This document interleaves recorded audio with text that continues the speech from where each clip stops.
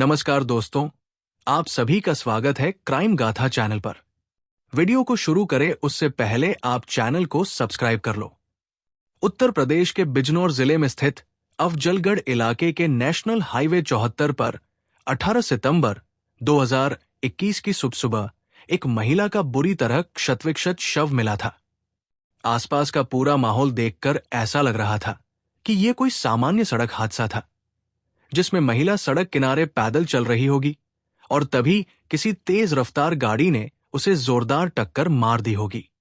वो टक्कर इतनी जोरदार और भयानक थी कि महिला गाड़ी के नीचे फंस गई और काफी दूर तक घिसटती हुई चली गई, जिसकी वजह से ज्यादा खून बह जाने से उसकी मौके पर ही मौत हो गई।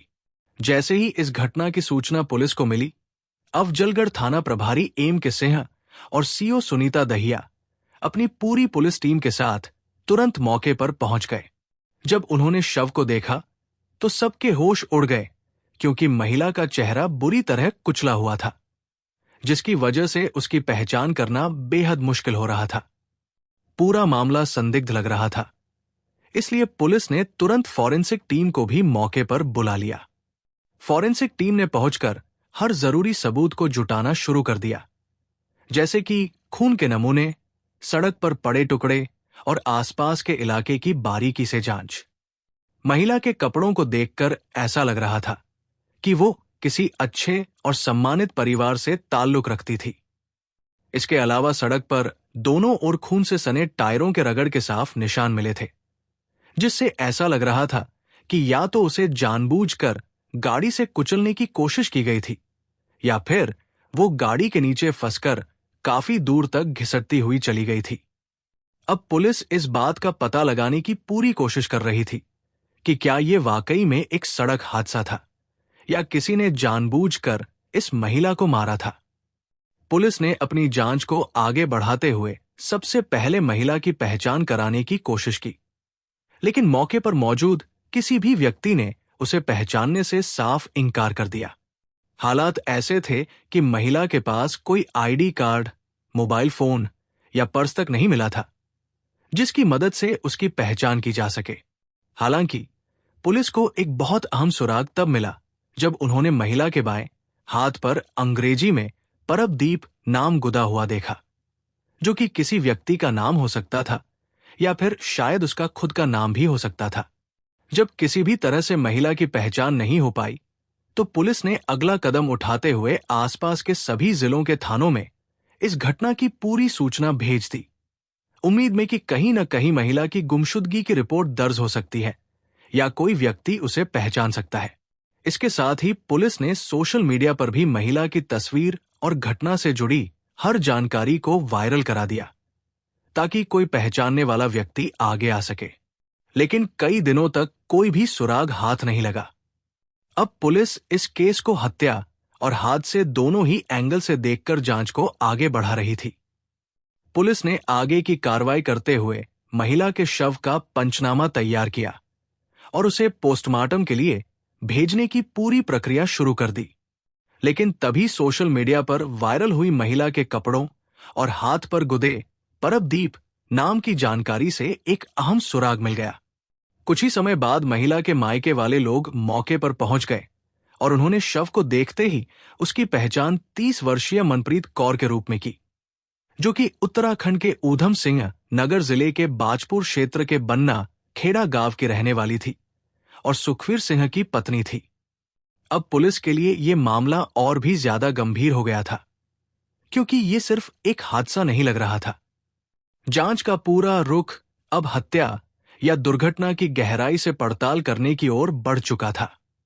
मनप्रीत कौर के मायके वालों ने पुलिस को बताया कि वो करीब 6 साल से अपने पति सुखवीर सिंह से अलग रह रही थी और इस दौरान वो काशीपुर में रहने लगी थी।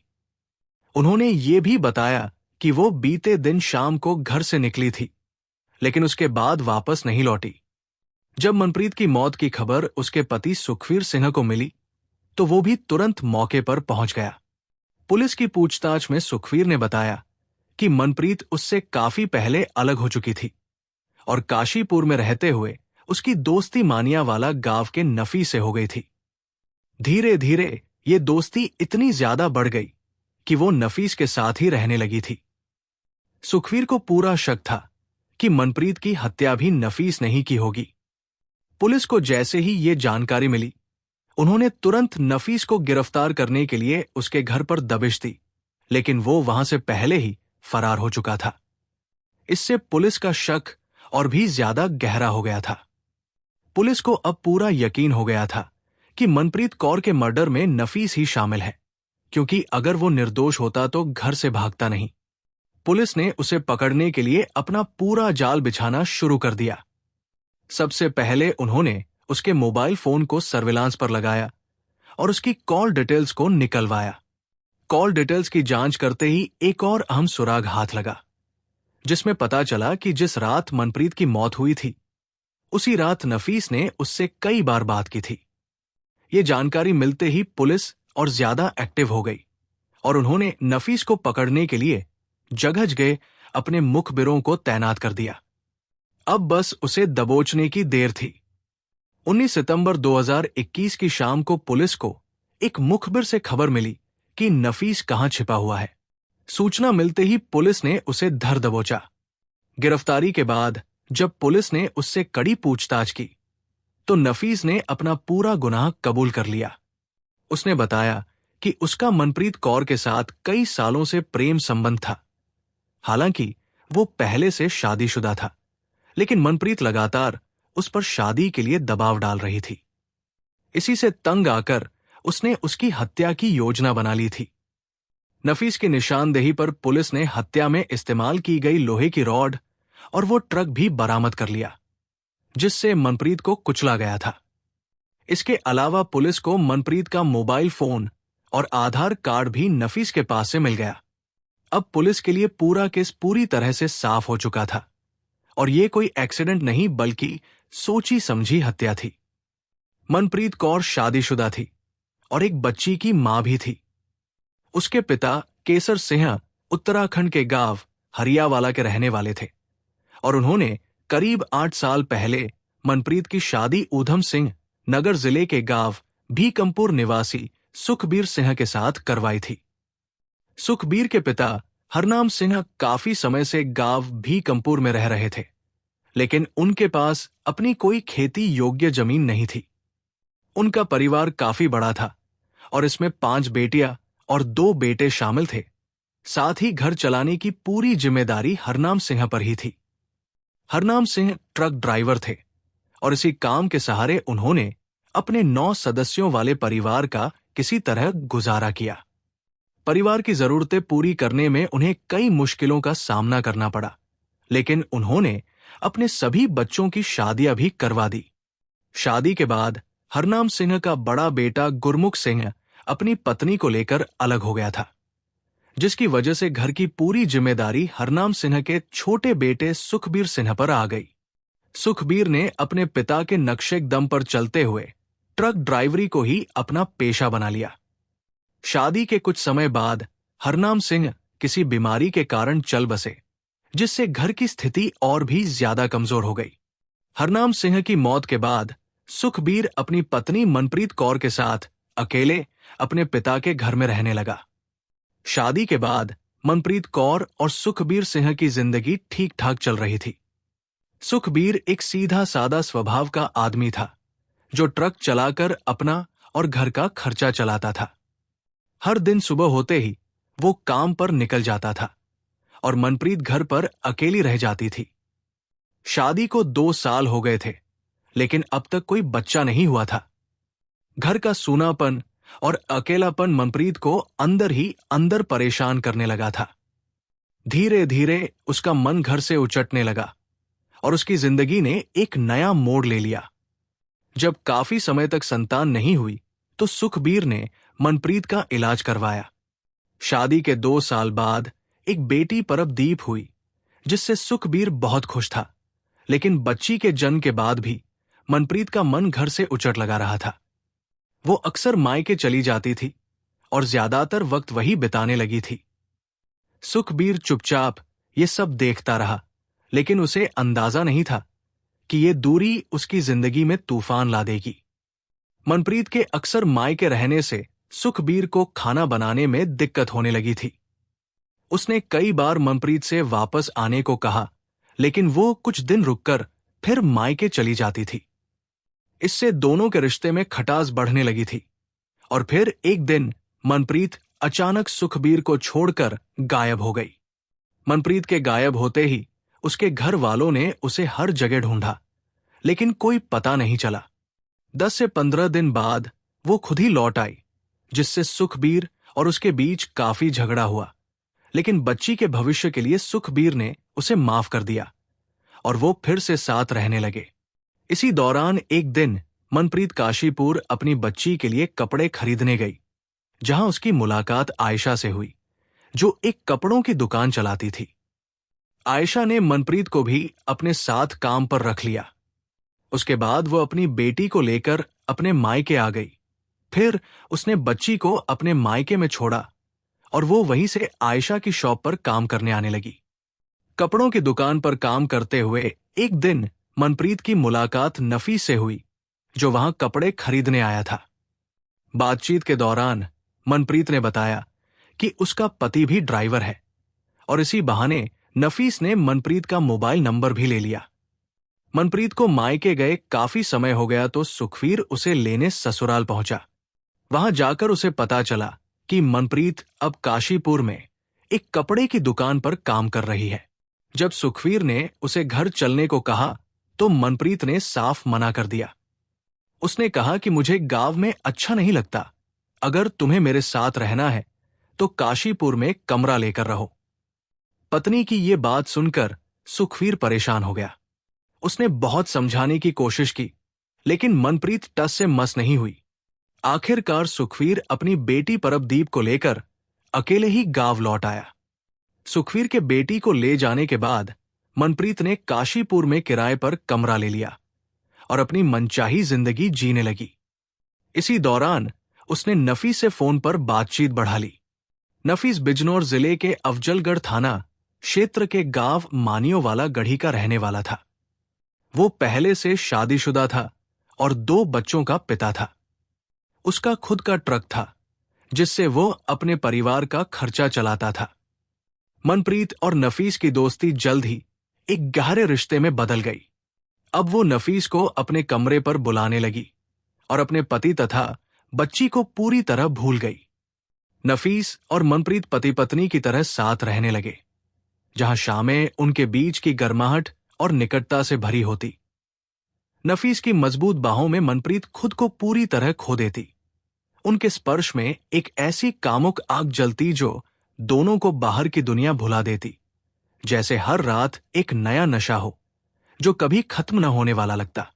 नफीस का ट्रक ड्राइवर का काम था, जिससे वो अक्सर बाहर रहता था और उसकी पत्नी को इस रिश्ते की भनक तक नहीं लगी। कई बार वो काम का बहाना बनाकर ट्रक से जसपुर पहुंचता और मनप्रीत के साथ रात बिताकर सुबह घर लौट जाता, जहां उनके बीच की शारीरिक निकटता हर बार और ज्यादा गहन और कामुक होती, जैसे उनके शरीर एक दूसरे में विलीन हो जाते। जब मनप्रीत को यकीन हो गया कि नफीस उसे बेइंतहा चाहता है, तो उसने इस रिश्ते का फायदा उठाना शुरू कर दिया। वो नफीस पर हक जताने लगी और उसकी बीवी तथा बच्चों से जलने लगी। उसने बार बार नफीस से कहा कि अगर उसे साथ रहना है तो अपनी पत्नी को तलाक दे दो। मनप्रीत का ये दबाव नफीस को बर्दाश्त नहीं हो रहा था। वो एक तरफ अपने परिवार और दूसरी तरफ मनप्रीत के बीच फंसा हुआ था। नफीस के लिए मनप्रीत एक कमजोरी बन चुकी थी, लेकिन वो उसे छोड़ना भी नहीं चाहता था। तभी उसे एक चालाकी भरा आइडिया आया। उसने सोचा कि अगर वो मनप्रीत की शादी अपने दोस्त से करा दे तो वो बिना किसी रोकटोक के उससे मिलता रह सकता है। उसका दोस्त, जो हाल ही में विधुर हुआ था, पहले भी कई बार मनप्रीत से मिल चुका था।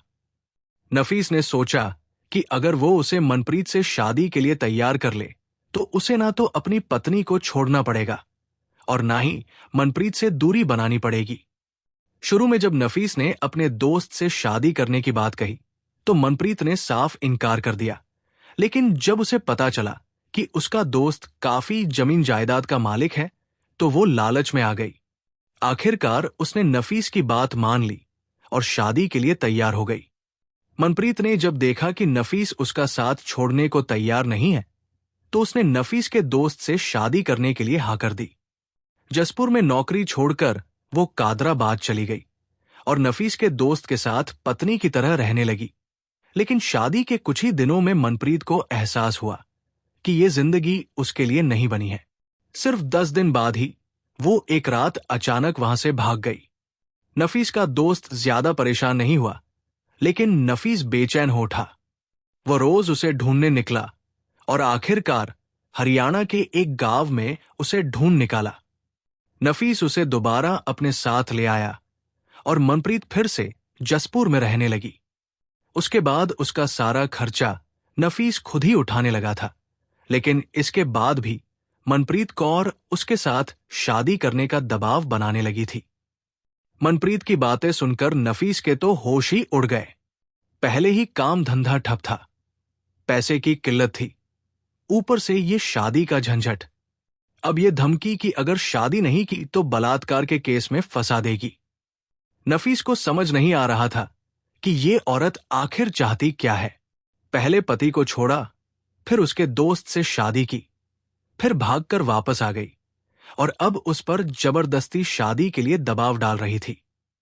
अब नफीस के पास दो ही रास्ते थे, या तो जिंदगी भर इस मुसीबत को झेलता रहे या फिर इससे हमेशा के लिए पीछा छुड़ा ले। उसी दिन उसने तय कर लिया कि अब कुछ करना ही पड़ेगा। किसी भी तरह इस झंझट से छुटकारा पाना होगा हमेशा के लिए। नफीस ने मनप्रीत की धमकी तो सुन ली थी, लेकिन उसने दिमाग से काम लिया। उसने सोचा कि अगर सीधा मना किया तो मामला और बिगड़ सकता है।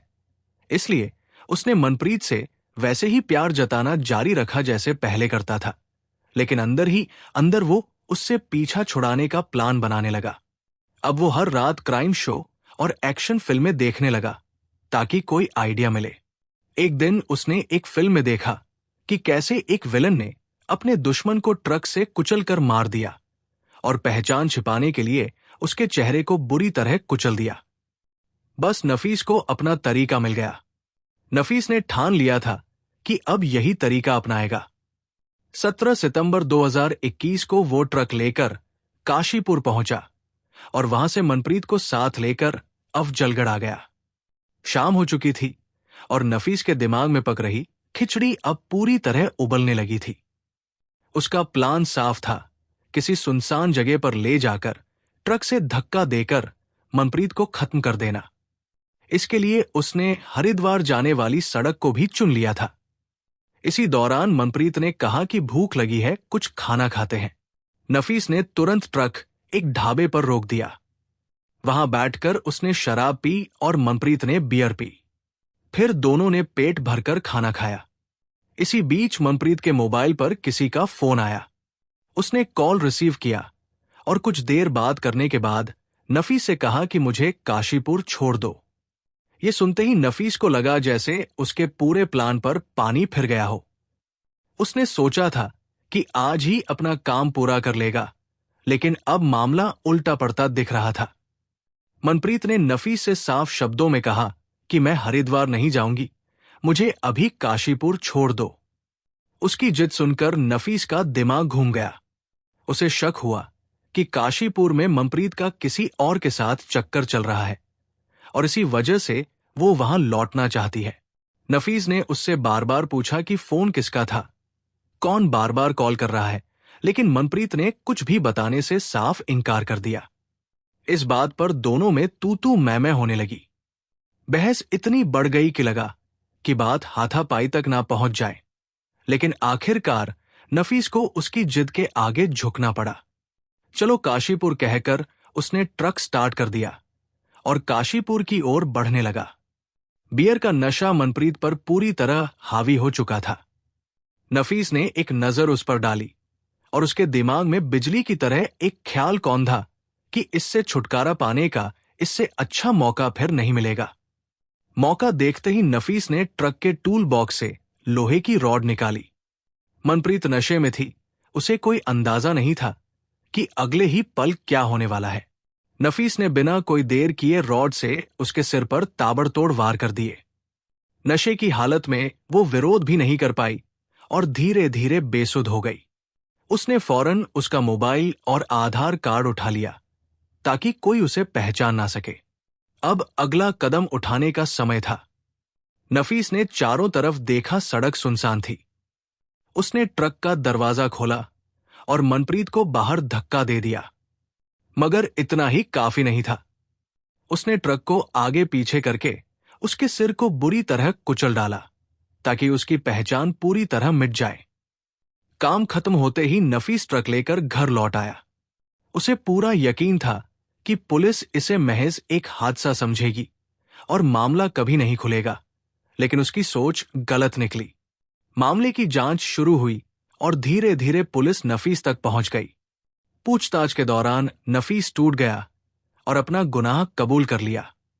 आखिरकार पुलिस ने उसे गिरफ्तार कर कोर्ट में पेश किया, जहां से उसे सीधा जेल भेज दिया गया। अब आज की दूसरी कहानी शुरू करते हैं। उत्तर प्रदेश के उन्नाव जिले के हसनगंज थाना क्षेत्र के ग्राम रसूलपुर बकिया में 31 मई 2018 की रात करीब 1:52 बजे कुछ ग्रामीण रामचरितमानस के पाठ और समारोह से वापस लौट रहे थे। तभी उन्होंने खरंजा वाली सड़क पर एक महिला की रक्तरंजित लाश देखी, जिससे पूरे इलाके में सनसनी फैल गई। लाश की सूचना मिलते ही थाना प्रभारी धर्मवीर सिंह, एसआई अभिमन्यु, अखिलेश प्रजापति, आरक्षक कमलेंद्र सिंह, सत्येंद्र आदि अपनी टीम के साथ मौके पर पहुंच गए और जांच शुरू कर दी। धर्मवीर सिंह ने देखा कि मृतका के शरीर पर कई घातक घाव थे, जो किसी तेज धार वाले हथियार से लगाए गए लगते थे, और खून के निशान करीब 50 मीटर दूर उसके घर तक फैले हुए थे। मकान का दरवाजा खुला हुआ था। पुलिस ने अंदर जाकर देखा तो एक कमरे में चारों तरफ खून फैला हुआ था, जो साफ बता रहा था कि हत्या घर के अंदर ही हुई थी। पुलिस को अनुमान हुआ कि महिला पर घर में जानलेवा हमला किया गया। वो जान बचाने के लिए बाहर भागी, लेकिन ज्यादा दूर नहीं जा सकी और सड़क पर गिरकर मर गई। घर के एक कमरे से किसी बच्चे के रोने की आवाज आ रही थी, जो बाहर से बंद था। पुलिस ने दरवाजा खोला तो अंदर रेखा का 5 महीने का नवजात पुत्र मिला, जो भूख और डर से रो रहा था। पड़ोसियों ने बताया कि घर में रेखा की 7 वर्षीय पुत्री आस्था भी होनी चाहिए थी, लेकिन उसका कहीं पता नहीं चल रहा था, जो मामले को और रहस्यमय बना रहा था। कमरे में एक बैग रखा हुआ था। पुलिस ने उसकी तलाशी ली तो अंदर कुछ मर्दाना कपड़े और एक पासपोर्ट मिला, जो राजेश कनौजिया का था, जो रेखा का पति था और दुबई में नौकरी करता था। इससे साफ हो गया कि राजेश हाल ही में दुबई से लौटा था, क्योंकि पासपोर्ट में हाल की एंट्री थी। पुलिस ने पड़ोसियों से पूछताछ की तो पता चला कि मृतका का नाम रेखा था, जो गांव में रहती थी, और उसके पति राजेश 1.5 साल से दुबई में थे। लेकिन हाल ही में रेखा ने एक पुत्र को जन्म दिया था, जो पूरे गांव में चर्चा का विषय था। गांव वालों ने बताया कि रेखा का आजाद नाम के एक युवक से अवैध संबंध था, और वो 5 महीने का बच्चा आजाद का ही था, क्योंकि राजेश तो विदेश में थे और उनके बीच कोई संपर्क नहीं था। पुलिस ने आजाद को ढूंढने की कोशिश की, लेकिन वो भी गायब मिला, जिससे शक और गहरा हो गया।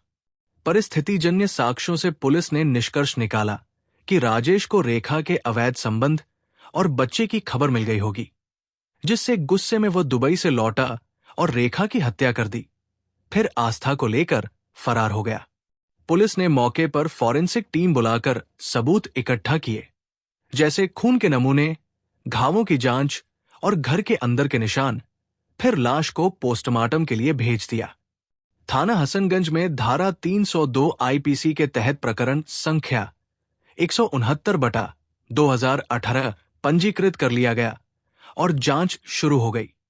पुलिस ने मुखबिरों को लगाया और राजेश की तलाश तेज कर दी, क्योंकि पासपोर्ट और बैग से साफ था कि वो हाल ही में आया था। 11 जून 2018 को एक मुखबिर की सूचना पर पुलिस ने राजेश को पुछरा चौराहा से गिरफ्तार कर लिया, जहां वह दिल्ली की बस पकड़ने की फिराक में था। थाने लाकर पूछताछ की गई तो राजेश ने अपना गुनाह कबूल कर लिया और पूरी घटना का खुलासा हो गया। राजेश ने बताया कि उसे रेखा के पुत्रवती होने की खबर दुबई में तब मिली जब उसके 2 साल के कार्यकाल पूरे होने पर उसे 2 महीने का अवकाश और आने जाने का एयर टिकट मिलना था। किसी गांव वाले ने फोन पर बता दिया कि रेखा ने बेटा जन्म दिया है।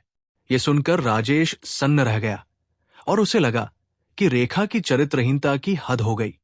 इसलिए उसने फैसला किया कि वो रेखा, आजाद और उनके बच्चे को जीवित नहीं छोड़ेगा। राजेश ने दुबई में ही एक तेज धार वाला छुरा खरीद लिया और 30 मई 2018 को इंडिया पहुंचा। लेकिन सीधे घर नहीं गया, बल्कि ग्राम सैदपुर स्थित ससुराल पहुंचा, जहां सास राम दुलारी से रेखा की चरित्रहीनता का दुखड़ा रोया, फिर शराब पी और मटन खाया। रात 9 बजे बैग लेकर रसूलपुर बकिया चला गया। घर पहुंचा तो देखा कि आजाद और रेखा कामुक छेड़छाड़ में लगे हुए थे। राजेश को देखते ही आजाद दीवार कूदकर भाग गया। राजेश का खून खौल उठा। उसने बैग से छुरा निकाला और बेड पर सो रहे बच्चे पर झपटा। लेकिन रेखा ने बच्चे को उठाकर दूसरे कमरे में लेटाया और दरवाजा बाहर से बंद कर दिया। फिर दरवाजे पर खड़ी हो गई कि उसके जीते जी बच्चे को कुछ नहीं होने देगी। राजेश ने गुस्से में कहा कि उसे भी मरना है, बच्चे को भी और आजाद को भी नहीं छोड़ेगा। फिर छुरे से रेखा पर कई प्रहार कर दिए। जान बचाने के लिए रेखा चीखते हुए बाहर भागी। कुछ दूर खरंजा मार्ग तक पहुंची, लेकिन गिर गई और मर गई। जहां तक वो भागी खून बहता चला गया। पत्नी का खून देखकर राजेश बदहवास हो गया। उसने आस्था को गोद में उठाया और गांव से भाग गया। फिर समतपुर स्थित साली नीतू के घर पहुंचकर आस्था को सौंपा और खुद छिपता फिरता रहा। राजेश की निशानदेही पर पुलिस ने हत्या में इस्तेमाल छुरा बरामद कर लिया। फिर उसे अदालत में पेश किया, जहां से जेल भेज दिया गया। रेखा की हत्या की यह घटना गांव में उसकी चरित्रहीनता और अवैध संबंधों की लंबी कहानी का नतीजा थी, जो राजेश कनौजिया की जिंदगी में दुर्भाग्य की तरह छाई रही। राजेश, जो 50 वर्षीय था, उत्तर प्रदेश के उन्नाव जिले के हसनगंज थाना अंतर्गत ग्राम रसूलपुर बकिया में रहता था। और बताने वाले कहते हैं कि वो ईश्वर के यहां से दुर्भाग्य का पुलिंदा लेकर आया था। जब वो मात्र 5 वर्ष का था, तभी उसके पिता की मौत हो गई थी और कुछ समय बाद उसकी मां ने ओरास्थाना क्षेत्र के गांव चमौदा निवासी मुन्नी लाल से पुनर्विवाह कर लिया और उसके साथ रहने चली गई। ना तो स्वर्गीय पति की स्मृतियां उसके पांव रोक पाई और ना ही मासूम बेटे का मोह उसकी रंगीनियों में आड़े आया। राजेश के सिर पर उसकी दादी ने ममता का आंचल डाला और दादा दादी के पास रहकर छोटी उम्र से ही राजेश जातिगत कार्य करने लगा, जैसे कपड़े धोना और इस्त्री करना सीख लिया। दादा दादी ने ही वर्ष 2005 में ओरास्थाना क्षेत्र के एक गांव से राजेश का विवाह कर दिया। उसकी पत्नी का नाम राजरानी था। आरंभिक वर्षों में राजरानी और राजेश का दाम्पत्य जीवन खुशहाल बीता और अंजलि व सोना नामक उनकी 2 पुत्रियां भी हुई। लेकिन इसके बाद पति पत्नी में अनबन रहने लगी, झगड़े भी शुरू हो गए। महिलाएं झगड़े का कारण पूछती तो राजरानी तुनक कर कहती कि स्त्री उस पति को ही देवता मानकर पूछती है जिसमें दमखम होता है। 2 बेटियां पैदा करके राजेश दिवाली के पटाखे की तरह फुस हो गया है। देह की भूख शांत न होने पर हर स्त्री झगड़ती है। मैं भी झगड़ा करती हूं तो क्या गलत करती हूं। राजेश के पौरुष का सत्य क्या था वही जाने, लेकिन लोगों को जुबान खोलने का बड़ा मौका तब मिला जब एक दिन राजरानी ससुराल के सारे बंधन तोड़कर मायके जा बैठी और घोषणा कर दी कि ससुराल से मैं मायके में भली। राजेश जैसे कमजोर पति के साथ मेरा गुजारा मुमकिन नहीं है। राजेश तथा उसके रिश्तेदारों ने राजरानी को समझाकर वापस लाने का प्रयास किया, मगर वो किसी सूरत में आने को राजी नहीं हुई। राजेश से उसका दिल हटा तो अंजलि व सोना के प्रति मन में ममता भी नहीं रह गई। जो भी बुलाने गया, राजरानी ने उसके सम्मुख राजेश के पौरुष को कटघरे में खड़ा किया। बेचारा राजेश वो ना गांव वालों को मुंह दिखाने लायक रह गया और ना रिश्तेदारों को।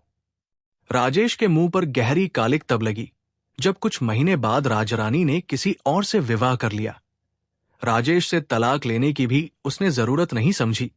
कुछ लोगों ने तलाक की सलाह दी तो बोली कि तलाक पुरुष से लिया जाता है और राजेश में अब पौरुष रह कहाँ गया है। इसीलिए तलाक की मैं जरूरत नहीं समझती। धार्मिक, सामाजिक तथा वैधानिक रूप से राजरानी राजेश की पत्नी थी। इसके बावजूद उसके पुनर्विवाह पर राजेश ने इसलिए आपत्ति नहीं की क्योंकि उसे नपुंसक घोषित करके वो उसका मुंह काला कर चुकी थी। बिन मां की हो गई अंजलि व सोना को उनकी वयोवृद्ध परदादी ने सहारा दिया। 1-2 साल बीते तो नाते रिश्तेदार पुनर्विवाह के लिए राजेश पर दबाव डालने लगे कि तब तक एकाकी जीवन जीते रहोगे। संगिनी हो तो जीवन मधुर तथा सरल हो जाता है। 2 बच्चियों का भी साथ है। राजरानी तो दूसरे के साथ बस गई, हमारी मानो तो तुम भी फिर से घर बसा लो। राजेश पुनर्विवाह के पक्ष में नहीं था। वो कहता था कि स्त्री का सुख मेरे भाग्य में नहीं है। यदि होता तो 2 बेटियों को जन्म देने के बाद राजरानी मुझे छोड़कर दूसरे का हाथ नहीं थामती। बेटियों को दादी संभालेंगी और मैं जैसे तैसे जीवन गुजार लूंगा।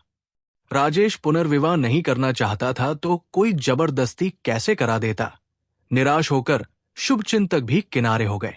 कालांतर में एकाकी जीवन बिता पाना राजेश के लिए कठिन हो गया तो वो स्वयं रिश्तेदारों से चिरौरी करने लगा कि अब अकेले नहीं रहा जा रहा, कोई विधवा या तलाकशुदा स्त्री से मेरी शादी करा दो। रिश्तेदारों ने प्रयास किया तो राजेश को अपेक्षित संगिनी मिल गई। वो थी रेखा। ग्राम सैदपुर निवासी राम दुलारी की 2 पुत्रियां थी, नीतू और रेखा। दोनों का विवाह हो चुका था। ग्राम समदपुर हरदा स्थित ससुराल में नीतू खुश थी, जबकि किन्हीं कारणों के चलते पति से रेखा की निभ नहीं। दोनों में इस कदर अनबन हुई कि रेखा मायके आ बैठी और फिर पति से तलाक ले लिया। राम दुलारी अब इस कोशिश में थी कि किसी प्रकार रेखा का उजड़ा हुआ घर आबाद हो जाए। बिल्ली के भाग्य से छींका टूटा। रेखा और राजेश की तकदीर के सितारे आपस में टकरा गए। रिश्ते की बात चली और सन 2010 में रेखा व राजेश का विवाह हो गया। राजेश का पुनर्विवाह हुआ तो मजा लेने वाले फिर से गाल बजाने लगे कि पहली बीवी मुंह पर थूकर चली गई। देखो दूसरी बीवी का रवैया कैसा रहता है। पहली बीवी का इल्जाम सही हुआ तो ईश्वर राजेश का भला करे। लोगों के मुंह पर ताले तब लगे जब रेखा गर्भवती हुई और उसने पुत्री आस्था को जन्म दिया। राजेश भी सीना तान कर घूमने लगा कि देख लो, मैं वैसा कतई नहीं हूं जैसा राजरानी मुझे घोषित कर गई थी। अच्छे और सच्चे पुरुष में जो गुण होना चाहिए वे सब मुझ में है। 2 बार पहले खुद को साबित कर चुका, 1 बार और कर दिया। भविष्य में भी खुद को साबित करता रहूंगा। पहली पत्नी से 2 पुत्रियां थी, दूसरी पत्नी से भी 1 पुत्री हो गई। कुल मिलाकर राजेश की 3 पुत्रियां हो गई। पत्नी, 3 पुत्रियां और बूढ़े माता पिता। काम में काम करके राजेश जो कमाता था वो परिवार के खर्च के लिए कम था। राजेश के मन में परिवार को अधिक से अधिक सुखी रखने का जज्बा था। ज्यादा कमाई के लिए उसने दिमागी घोड़े दौड़ाए तो निष्कर्ष निकाला कि देश की आर्थिक राजधानी मुंबई है। वहां ना काम की कमी है ना पैसे की।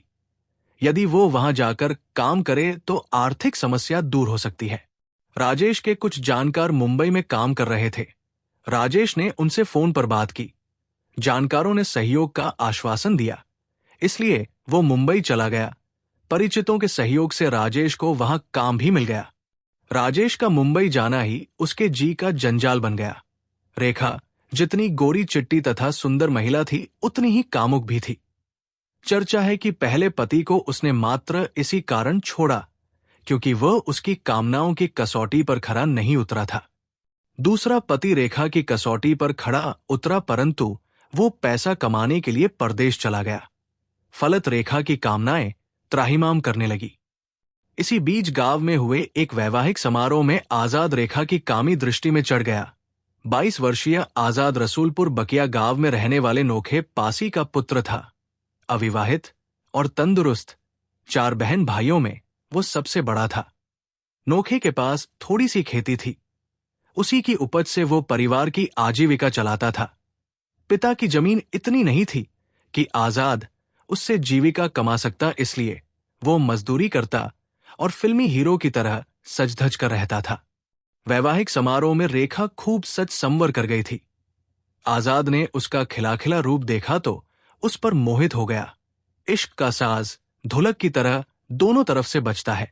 आजाद का ताजा ताजा खिला यीवन रेखा की नजरों में गड़ गया। कुछ देर दोनों एक दूसरे को देखकर मुस्कुराते रहे। फिर आजाद स्वयं चलकर रेखा के पास आ पहुंचा। रेखा का जी खुश हुआ कि शिकार खुद जाल में फंसने आ गया है। खुशी से उसके लब खिल गए। आजाद करीब आकर फुसफुसाया कि भाभी तुमको अच्छा लगे या बुरा पर कहूंगा, जरूर, क्योंकि मन की बात कहे बगैर मुझे चैन नहीं मिलने वाला। रेखा जान रही थी कि आजाद पर उसके हुस्न का जादू चल गया है, इसलिए वो संजीदा नहीं हुई। पूर्ववत अधरों पर मुस्कान सजाए रखी कि देवर की बात का भाभी बुरा थोड़े मानती है। अंदाज से वो फ्रैंक थी, जो मन में हो कह दो यार। आजाद ने चहक कर दृष्टिपात किया।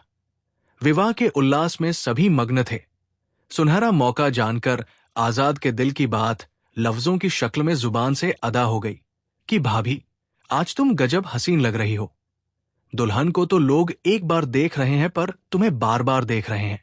दूसरों की छोड़ो, अपनी कहो। रेखा ने शोखी से भौहें उचकाई कि कहीं तुम ये तो नहीं सोच रहे कि तुम्हारी दुल्हन मेरी जैसी हो। आजाद के मन में ऐसा कुछ नहीं था। इसके बावजूद उसने कामना को झूठ की बैसाखियों का सहारा दिया। आंखें फैलाकर आश्चर्य का प्रदर्शन करते हुए बोला कि भाभी, तुम रूप की रानी ही नहीं, मन पढ़ने वाली जादूगरनी भी हो। इसके बाद उसने सुनहरा जाल फेंका कि काश तुम्हारी शादी मुझसे हुई होती। राजेश तो बेवकूफ है जो तुम्हें गांव में छोड़कर कमाने मुंबई चला गया। मैं तुम्हारा पति होता तो एक रात को भी तुमसे अलग ना रहता। रेखा का जी और खुश हुआ कि मुर्गा खुद हलाल होने को तैयार है, इसलिए उसे नशीली आंखों से देखते हुए बोली कि यहां मिल गए तो हमदर्दी झाड़ने लगे। कभी यह भी तो सोचा होता कि भाभी अकेली रहती है, 2 घड़ी पास बैठकर उसका दिल बहलाए। घर आने का यह खुला निमंत्रण था।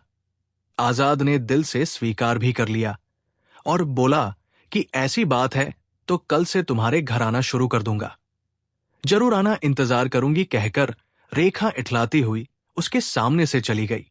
दूसरे दिन से आजाद ने रेखा के घर जाना शुरू कर दिया। आजाद जानता था कि रेखा उसे किस मकसद के लिए बुलाती है।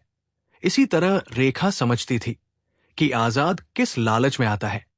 दोनों की इच्छा, नियत और मंजिल एक थी, बस थोड़ी हिचक थी। हिचक दूर करने के लिए पहले दोनों ने अश्लीलता की हद तक मजाक शुरू किया, फिर शारीरिक छेड़छाड़ आरंभ की। विरोध करने के बजाय रेखा मुस्कुराती तो आजाद का हौसला बढ़ जाता। बढ़े हुए इसी हौसले के जोश में एक दिन आजाद ने रेखा को आगोश में भर लिया और उसके सीने के उभारों को दबा दिया। उस दिन रेखा फुल मूड में थी।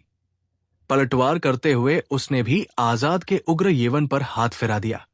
दोनों के बीच की दीवार गिरने में अब कोई बाधा नहीं थी।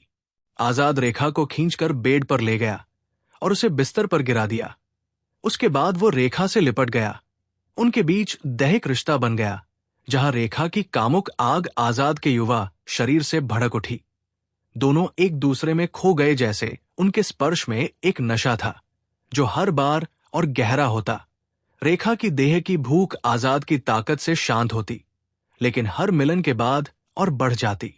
आजाद का यौवन और आजाद ख्याल रेखा का ये मिलन पाप का पहला पायदान था। इसके बाद पाप का विस्तार तो होना ही था।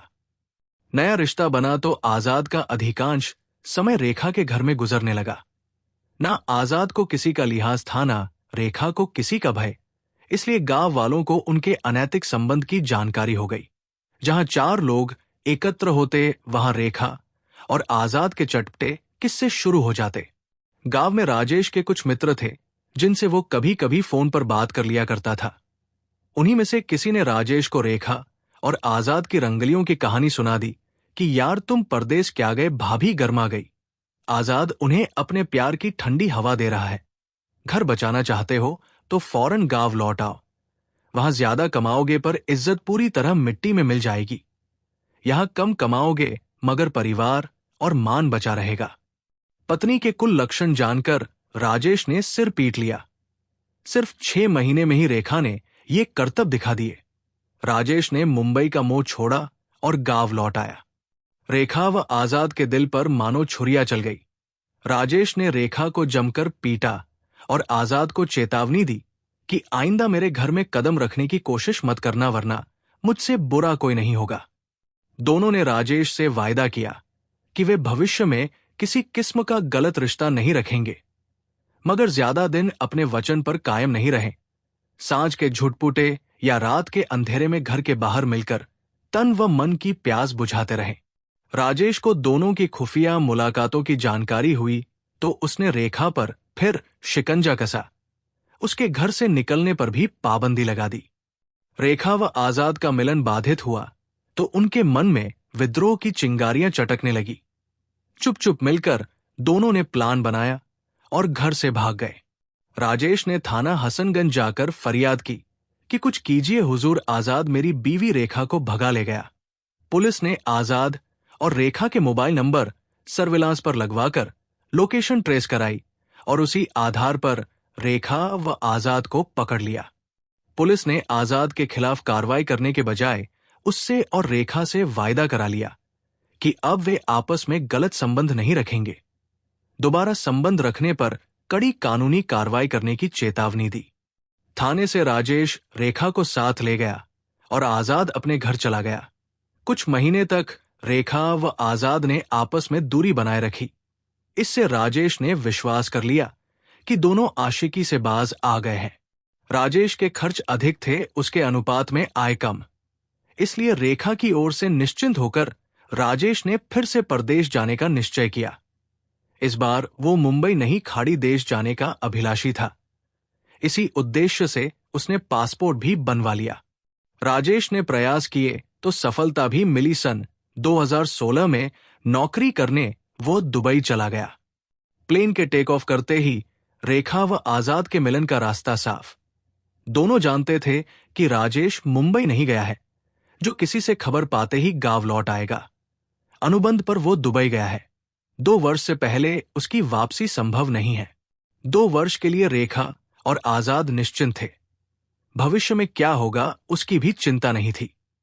आरंभिक दिनों में आजाद रेखा के घर में छिप छिप कर जाता था, फिर खुलेआम जाने लगा। गांव में कुछ दिन चर्चा हुई, फिर शांत हो गई। गांव वालों का विचार था कि रेखा और आजाद सुधरने वाले प्राणी नहीं हैं। कुछ कहने सुनने से लाभ नहीं था, इसलिए उन्होंने उन्हें उनके हाल पर छोड़ दिया। आजाद से मिलन में रेखा किसी प्रकार की सावधानी नहीं बरतती थी। कहती थी, झमाझम बारिश में भीगे बगैर मिलन का आनंद अधूरा रहता है। झूम कर प्यार करो और टूट कर बरसो। आजाद प्यार की बारिश करता रहा और रेखा भीगती रही। जहां उनके मिलन की शामें कामुकता से भरी होती, रेखा की देह आजाद के स्पर्श से थरथराती। उनके बीच की निकटता हर बार एक नई आग भड़काती, जैसे रेखा का शरीर आजाद की ताकत में विलीन हो जाता। परिणाम यह हुआ कि वो गर्भवती हो गई। गर्भ के प्रति आश्वस्त होने के बाद रेखा ने आजाद को खुशखबरी दी कि बधाई हो, तुम बाप बनने वाले हो। खुशी से आजाद का चेहरा दमका, फिर बुझ गया कि मैं तुम्हें दवा ला दूंगा, रात को सोने से पहले खा लेना, सुबह गर्भ गिर जाएगा। अपना बच्चा क्यों गिराऊं? रेखा ने नाभि पर हाथ फिराया कि ये हमारे प्यार की निशानी है। बेशक है, मगर ये मत भूलो कि राजेश तुम्हारे साथ नहीं है और पति के संसर्ग के बगैर संतान नहीं हुआ करती, प्रेमी से तो हुआ करती है। रेखा बवाल हो जाएगा। जो होगा देखा जाएगा। रेखा ने 2 टूक निर्णय सुना दिया कि मैं बच्चे को जन्म दूंगी, कोई ऐतराज करेगा तो तुमसे शादी कर लूंगी। आजाद थोड़ा घबराया हुआ था कि उसका बच्चा जन्म लेगा तो क्या होगा। इसके साथ उसे एक अजीब आनंद तथा उत्तेजना भी थी कि नाजायज सही पर वो बाप बनने वाला था। 4 महीने तक किसी को कुछ पता नहीं चला। उसके बाद पेट चुगली करने की अवस्था में आया तो रेखा ढीले ढाले कपड़े पहनने लगी। पेट थोड़ा और फूला तो रेखा ने घर से निकलना लगभग बंद कर दिया। रेखा के घर जाने वाली महिलाओं को शक हुआ कि रेखा पूरे दिनों से चल रही है। इस बाबत उन्होंने पूछा तो वो बोली कि वो तो 1.5 साल से दुबई में है, मेरे पेट में बच्चा कैसे आएगा? ये तो गैस भरी हुई है, इलाज करा रही हूं, जल्द ही पेट पिचक जाएगा। पेट पिचका तब जब दाई बुलाई गई। रेखा ने सुंदर एवं स्वस्थ पुत्र को जन्म दिया। रेखा के प्रसव की खबर सुनकर महिलाओं की एक टोली उसके घर पहुंची तो वो विचित्र तर्क देने लगी कि राजेश से वीडियो कॉलिंग करने का ये नतीजा है, बच्चा पेट में आ गया और मुझे पता ही नहीं चला। मैं तो ये सोचकर इलाज कराती रही कि पेट में गैस भरी है। सब जानते थे कि रेखा का पुत्र आजाद के अंश से जन्मा है। कोई टीका टिप्पणी करता तो रेखा उसे झगड़ने पर उतारू हो जाती। दोस्तों, अगर आपको कहानियां पसंद आई हॉट तो वीडियो को लाइक कर दो और चैनल को सब्सक्राइब करना मत भूलना। जय हिंद, जय भारत।